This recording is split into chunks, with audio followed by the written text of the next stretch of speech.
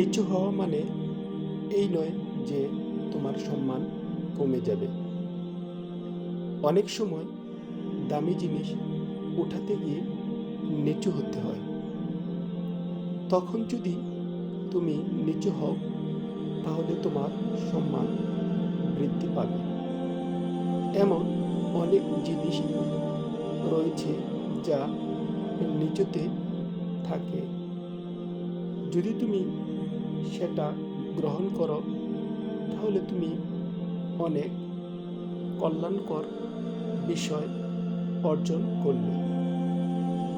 তাই মাঝে মধ্যে নিচু হওয়াকে তুমি খারাপ মনে করো না।